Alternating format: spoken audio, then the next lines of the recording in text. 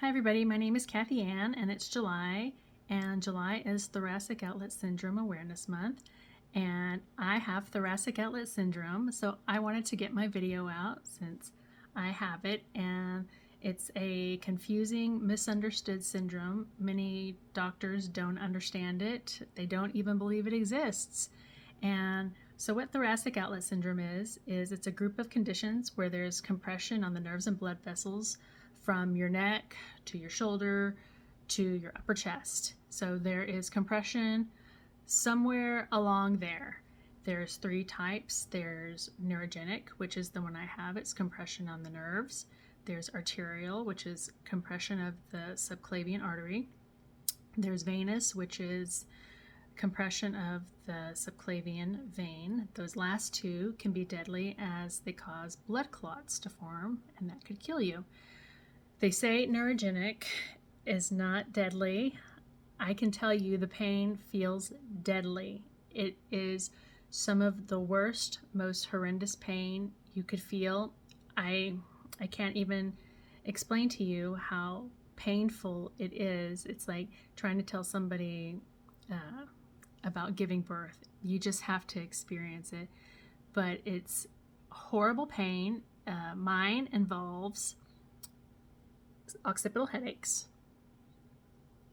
severe pain in the neck, burning scapula pain, and strange arm sensations like a fatigued arm or weak arm. So people with thoracic outlet syndrome usually have a lot of confusing symptoms, and they range from neck pain, pain along your clavicle, core process, burning scapula pain. They report pain along their arm, maybe their bicep, forearm, wrist, tingling fingers, maybe numbness in your fingers and your hand, occipital headaches, jaw pain, ear pain. So some of those are the symptoms that a lot of us experience. You can even have trouble swallowing, vision problems, and so if you tell all these symptoms to a doctor, they think that you have a psychological problem, which a lot of us who have thoracic outlet syndrome get accused of being a hypochondriac, that we have mental problems. And the fact of the matter is I'm sorry that you're incompetent and can't figure it out. And those of us who suffer pay the price. So some of the causes of thoracic outlet syndrome, mine was caused by a chiropractor. She gave me whiplash, and it turned into thoracic outlet syndrome, and that's one of the common ways for neurogenic thoracic outlet syndrome is whiplash. Maybe you had a car accident, maybe you saw a really bad chiropractor like I did, and now you're injured.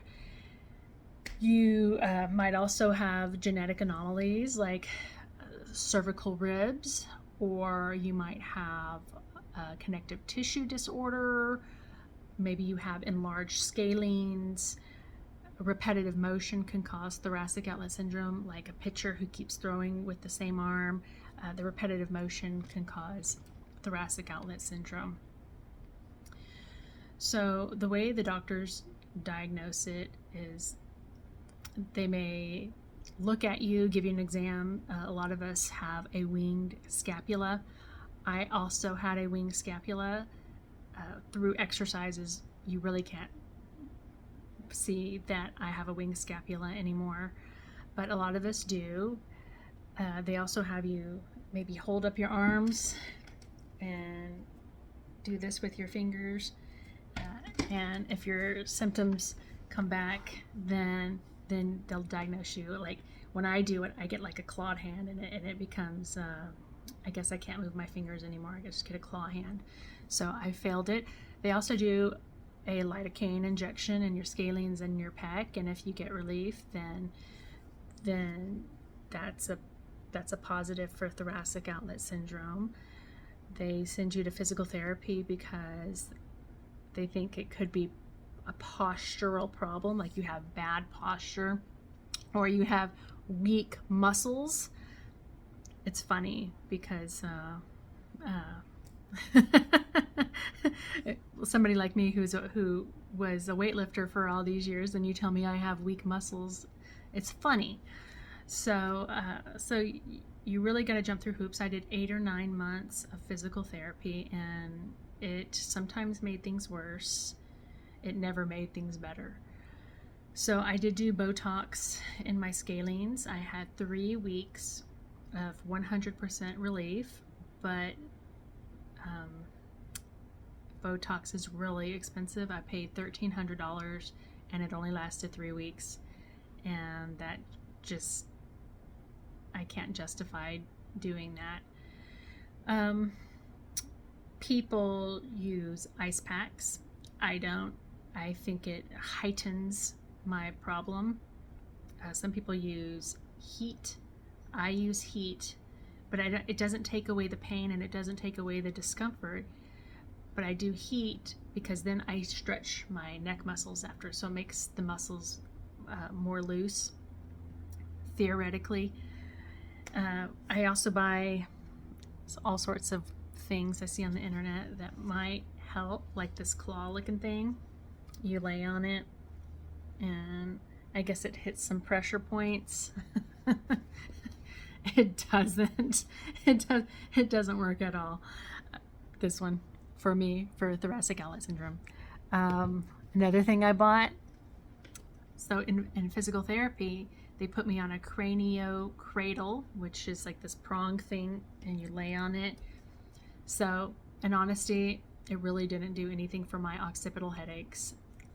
But because I'm hopeful and I'm hoping I can find the right thing, I bought a different version of the cranio cradle. Since that one didn't work, I said, oh, well, maybe this version will work. So basically you lay on it like this for like 10 or 15 minutes. And just so you know, this does nothing for my occipital headaches. If it does it for yours, more power to you.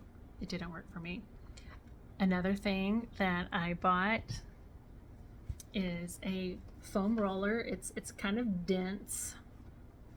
It has a cover so you can wash it, but you lay on it because a lot of us with thoracic outlet syndrome, we have spondylosis. It's you're losing the curvature in your neck. So I lay on it to try to get the curve back in my neck, and then I do some exercises on it too, breathing exercises. And so I lay on this, and this is probably the best thing that I bought. I forgot how much I paid, but this is would probably be the only thing that I recommend buying. But I just wanted to bring awareness to thoracic outlet syndrome because there's a lot of us suffering in horrendous pain, and there doesn't really seem to be a cure for it.